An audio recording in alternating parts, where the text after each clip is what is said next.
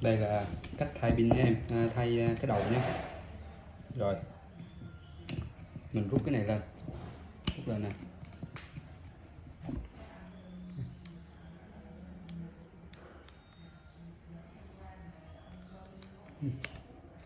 Rồi mình rút cái đầu này ra, rút này ra thì mình nhét cái này vô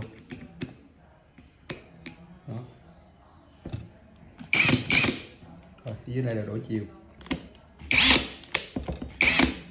Rồi ok nha, muốn rút ra thì rút cái đầu lên. Rồi bắt tay cái mũi ở đây, đừng làm mắc nha.